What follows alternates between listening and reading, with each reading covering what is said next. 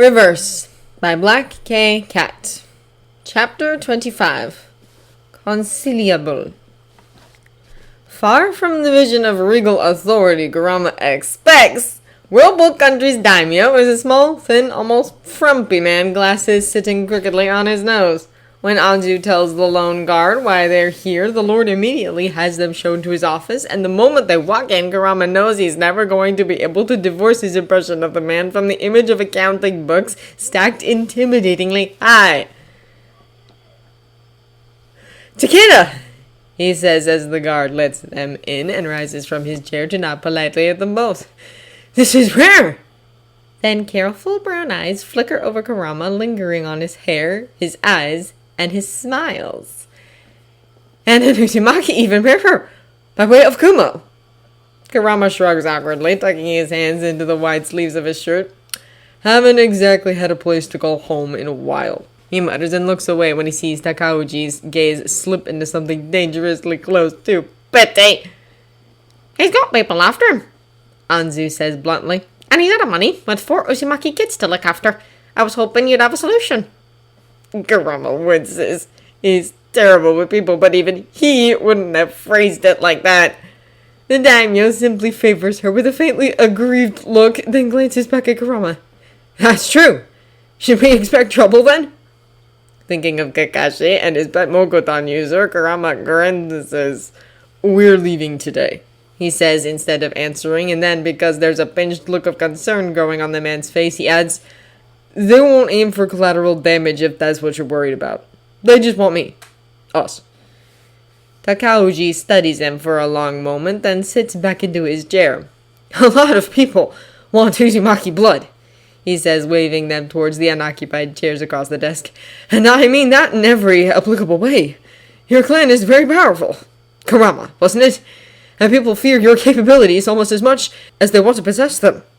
He hesitates, looking torn, and then admits, "As much as I wish it were otherwise, Whirlpool can't offer you the kind of sanctuary you need.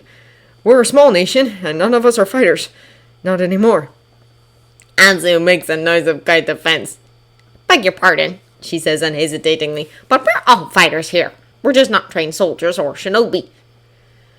"Headwoman Takeda." It sounds like a familiar refrain. "Your fish are certainly biting today, aren't they?" With a grin that shows teeth, Anzu crosses her arms over his chest.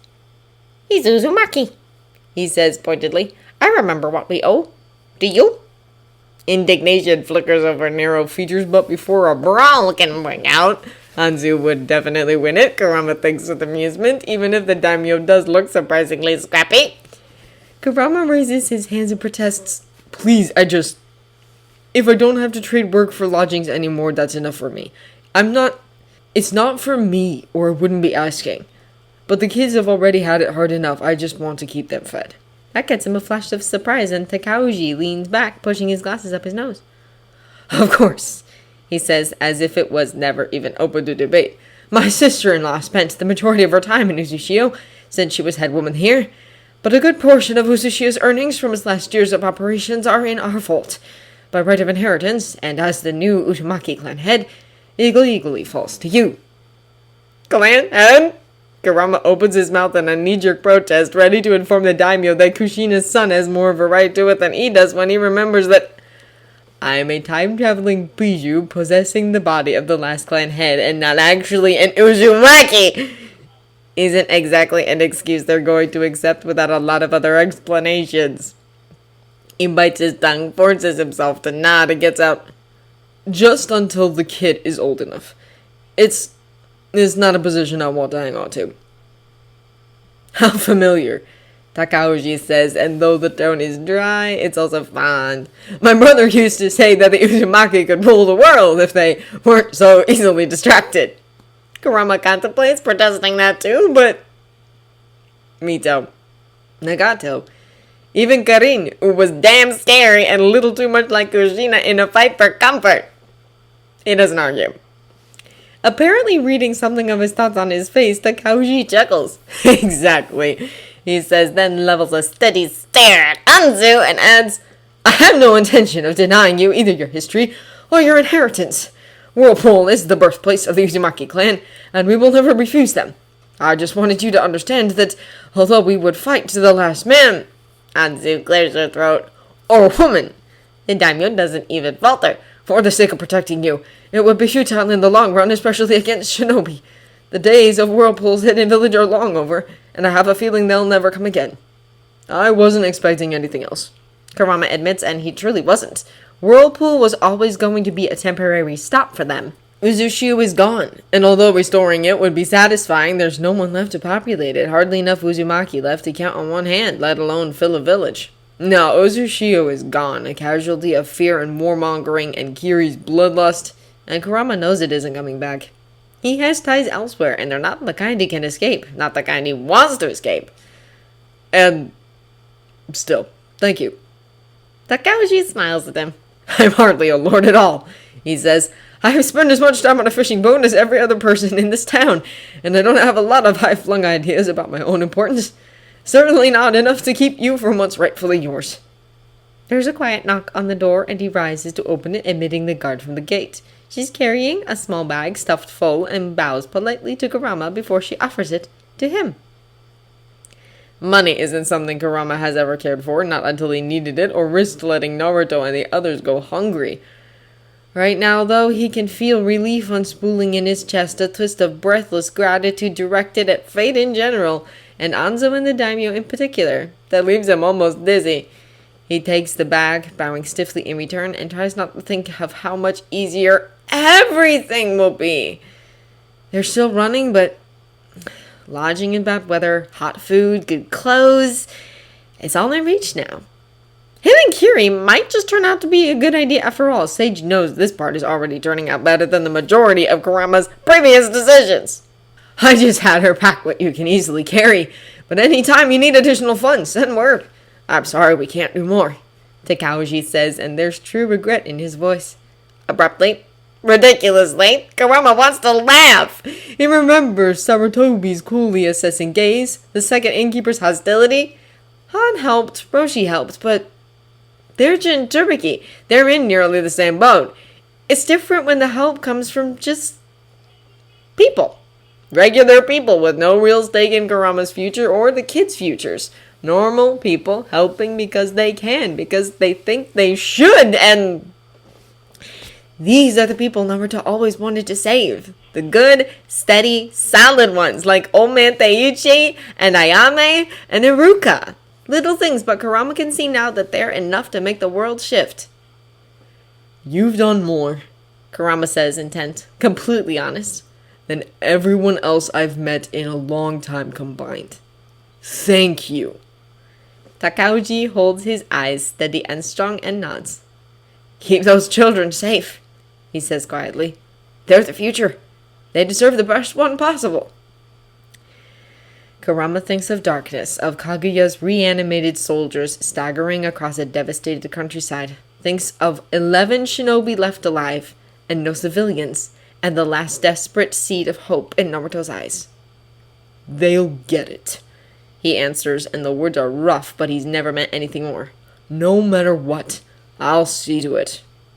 I can tell that you will.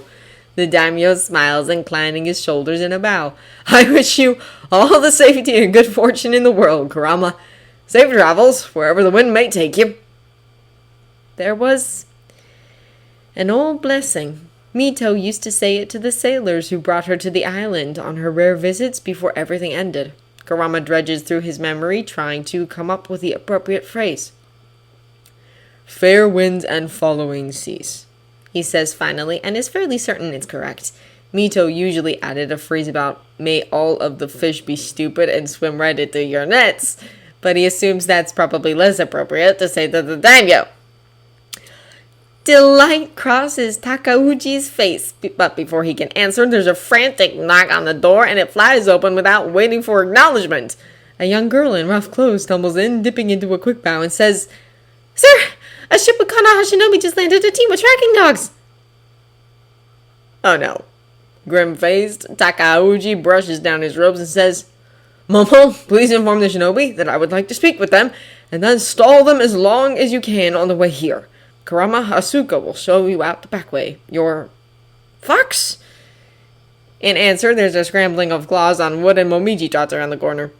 The air smells like dog now, he complains and slides over to press against Kurama's leg. We're going? We're going, Kurama confirms, twisting his fingers into Momiji's long ruff. Momiji doesn't know what Kakashi and his group smell like, so Kurama doesn't bother asking if it's them. In all likelihood it is, though Kurama would sure as hell like to know how they caught up so fast! At least they landed here, and not on the other side of the island where the kids are pretty much unprotected! Panic flickers, but Kurama stamps it down, turning to nod a farewell to the daimyo. Thank you, he repeats, because no matter how many times he says it, it won't be enough. Go, Kurama! Anzu says, not leaving Takauji time to answer. She grabs his elbow and propels him towards the door where the guard is waiting. I'll take my own way back. Collect your brats and get to safety. You. Kurama pauses, feeling helpless and torn. I can't just... Leave me? Anzu gives him a smile, sharp and fierce. I'm an old woman, Kurama. Nothing scares me anymore. I told you before, I have a grudge. I have no intention of hiding, and a grandmother yelling at fools in the street might give you a head start. Of course, she plans to stall the Kanaa team by shouting at them! Maybe the Uzumaki were crazy to start with, and it's actually something to monitor here. Be careful, Kurama tells her, even though he already knows she's not going to listen, and hopes that the Freak Squad is feeling patient today. This is all because of you. That we can go on. Thanks. Really. She laughs at him and pinches his cheek. Go, Uzumaki. We'll meet again. They will, Kurama promises himself, fiercely, nodding and turning to follow the guard. She leads him down a few short halls, then out into a dry garden, through a weathered gate set into the high wall. Kurama slips through it, then immediately vaults onto Momiji's back and nods his thanks to her. Good luck, the guard offers with a sly smile. Keep low at first or they'll see you, but there's a river gorge just south of the town that will be faster than flying around the hills and blocks the line of sight. Without waiting for a reply, she pulls the gate shut again and Kurama can hear her steps hurrying away. Huh! Momiji sounds thoughtful, even as foxfire flickers around his paws, lifting them into the air. Maybe you're right. Humans can be pretty decent, can't they? So I'm finding.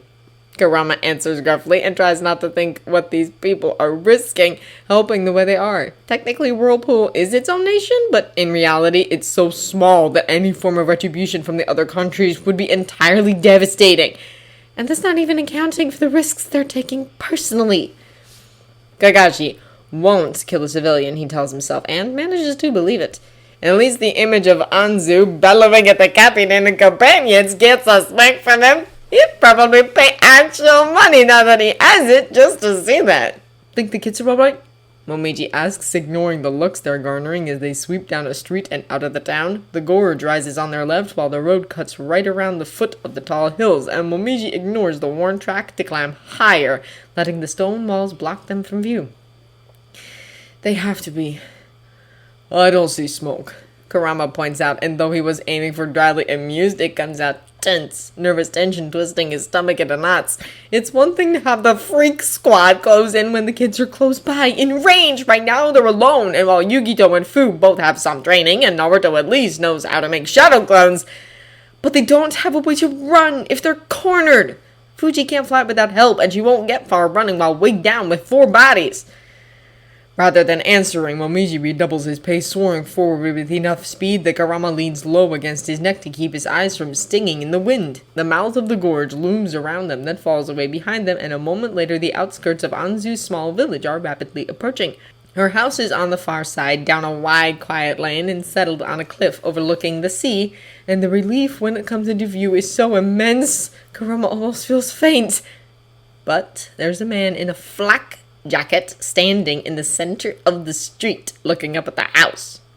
A snarl of pure fury tears its way out of Kurama's throat, and Momiji dives like a comet, leaving a trail of foxfire behind him. They touch down hard, the Reynard's paws skidding sideways in a clatter of gravel, and Kurama leaps from his back to land in a crouch, claws bared. The man doesn't take so much as a step back. Meeting Kurama's eyes with a calm, steady stare, he tucks his hands into his pockets and says in a lazy drawl, Hey, It's the sight of his hitayate worn like a bandana and tied on backwards so that the plate doesn't show that sparks a memory, and Kurama freezes. He casts a suspicious hashtag glance at the Tokubetsu Jonin, feels fur against his leg, and risks a glance back toward the house. Yugito is hovering in the doorway, eyes wide and face pale but otherwise unhurt, and Fu is crowded close behind her, equally unharmed.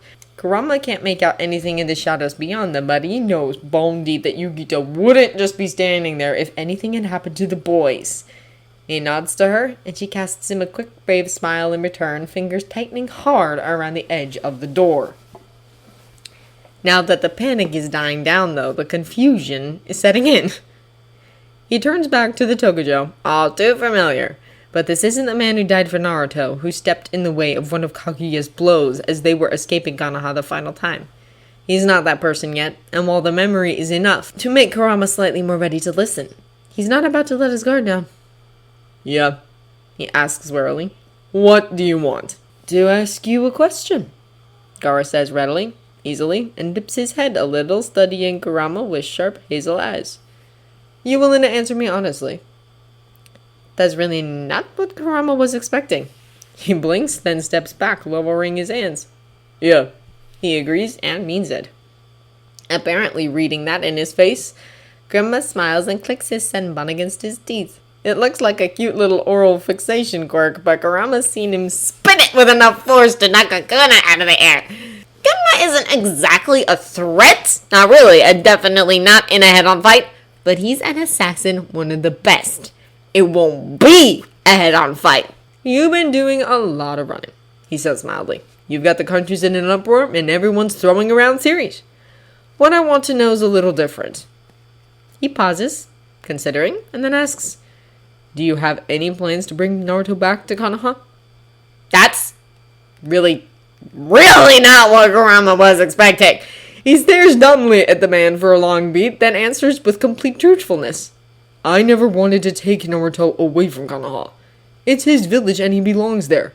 Of course we'll come back. Instantly, the tension Kurama had hardly even noticed in Genma's posture eases. He grins, lazy and warm, and reaches up to pull the senbon from his mouth and flip it across his knuckles. I thought so, he says, satisfied, and waves to the kids in the doorway with a friendly smile. Konohanin are all insane. Kurama eyes him dubiously, then asks, that's all. Genma shrugs. I've got a pretty solid sense about people, and there was a lot of time to think on the way here. Met up with Kakashi a few minutes ago to give him a message from the Kage, and he mentioned that they went up against you, but you never tried to kill them.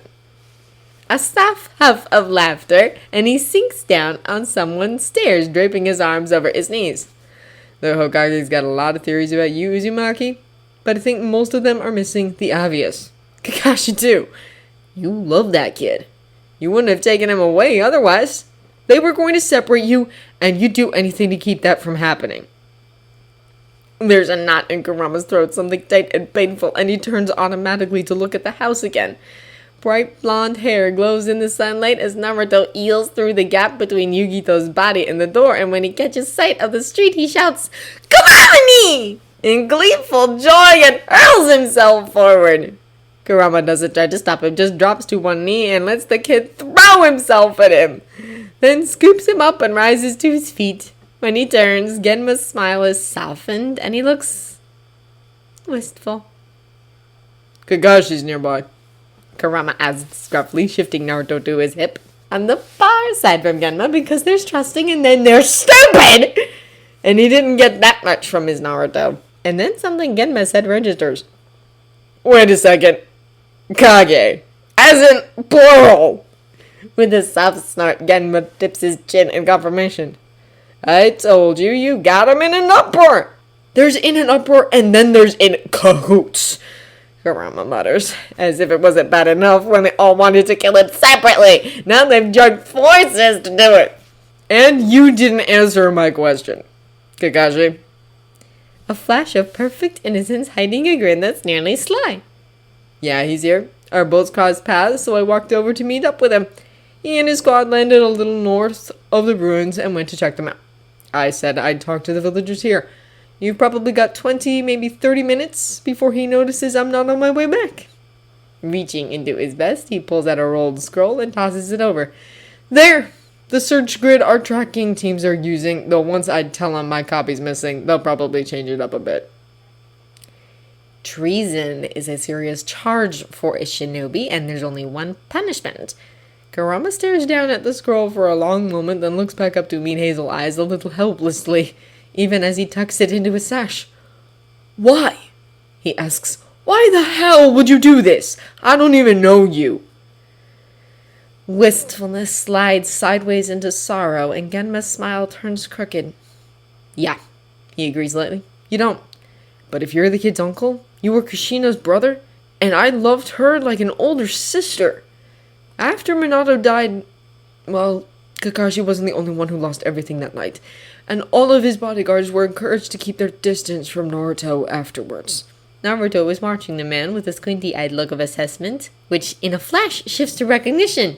Yo! He says with a tone like triumph. You're the Anbu with the tiger mask! You gave me shoulder rides that one time! Genma looks utterly delighted that he remembers and grins. Yeah, that was me. Pretty clever managing to swipe Sarutobi's favorite books like that. Couldn't let you get caught just because you couldn't get to the roofs on your own. Naruto beams! Because of course he does. I'm awesome! He agrees proudly. I'm gonna be the next Hokage! Believe it! Genma chuckles. Good, he approves. I knew your parents, and they'd both be rooting for you, Naruto. Try your hardest, okay?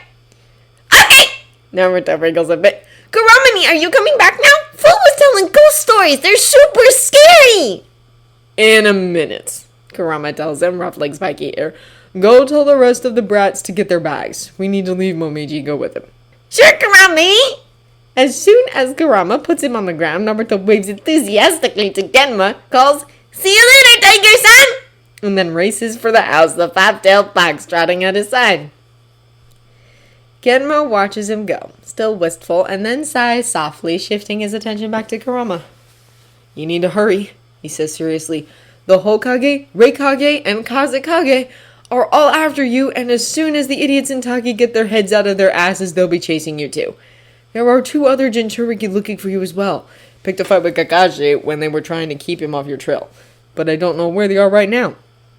There's no one who could be but Han and Roshi, and while Kurama has a hard time picturing Han picking a fight with anyone at all, he can definitely imagine Roshi doing it. With any luck. And after today, Kurama isn't entirely convinced that his is all bad. They've already figured out that Kiri is just about the only other option he has. Thank you, he says, holding Genma's gaze with an unexpected surge of gratitude. This is not what I expected. Genma just dips one shoulder in a shrug. You're a lot like Kushina was, he says simply. I couldn't save her, and I couldn't save Minato. Couldn't be there for their kid either. You, I can help, and if you're really planning on bringing Naruto back later, there's no reason for me to feel guilty about it. He glances north, eyes narrowing, and then says abruptly, Hit me! Hard! Better yet knock me out and then get going! Kurama looks too, familiar chakra approaching at a fast clip with 3 other chakra signatures he's also growing familiar with close behind. Freak squad incoming, he mutters, making Genma crack a laugh. You're sure? He asks seriously. I'm strong. It has to look good, Genma counters, tossing in Senbon into the dirt. Do it! There's no time to waste with arguing. Kurama leaps forward, swiping with what he hopes isn't too much strength, and tries not to remember the version of this man who was commander of the Hokage guard platoon, fond and warm and fiercely protective of Naruto right up until the moment he died for him. There's a crack of skin on skin as the blow connects with the back of the Tokujo's head, and Genma drops into Kurama's arms, face going slack. At the same moment, there's a shout, almost fierce enough to be a snarl, and Kakashi cries, Genma! Crap. For half a second, Kurama debates just grabbing the Tokujo and leaving with him. That's more trouble than any of them need, though, and he shakes himself, glancing a touch over the assassin's pulse as he lets Genma fall the rest of the way to the ground. Strong. Steady. He's not in danger of anything more than a headache. The same, unfortunately, can't be said for Kurama. He leaps back in a rush, dodging a flurry of kuna, and then throws himself to the ground as a fire jutsu crackles over his head. Roots erupt, grabbing for him, and Kurama curses and slashes through them as he rolls to his feet. A tanto sweeps down at his head, aiming to decapitate, but Kurama ducks and close, grabs Itachi by the throat, and tosses him right into the other Uchiha. The older boy aborts his next jutsu in a whirl of movement, catching Itachi and then spinning, and chakra flickers as he blurs out of sight.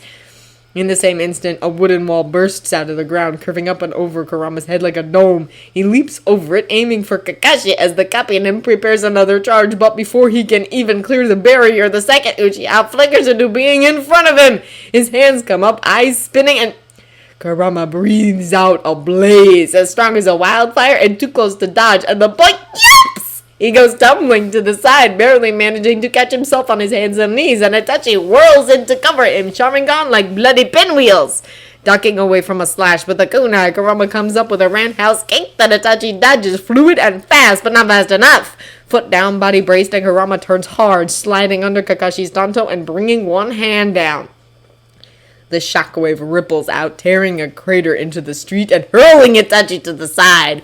The wooden wall shatters even as it turns to reaching branches, and Kurama leaps high, comes down on the other side of the Mokoton user as he prepares another jutsu and kicks his legs out from under him.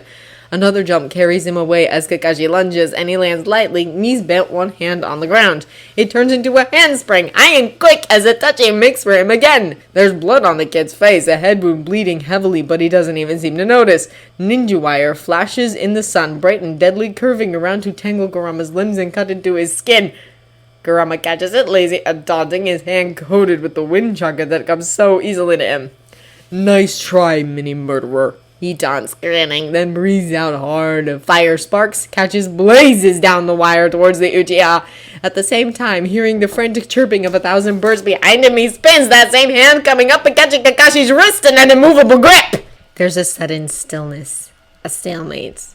Kurama stares challengingly into one gray eye, teeth slightly bared, breath coming just a little harder than normal. The claws on his left hand curl slightly, resting right over Kakashi's heart. Want to keep going? He asks and gives Kakashi a vicious grin. I'm just getting started. Fury crackles in that flat stare, trying too hard to be unaffected. Where is he? Kakashi asks low and just edging into a growl. There's a fury vibrating under his skin, something just this side of true hatred, and it prickles across Kurama's skin.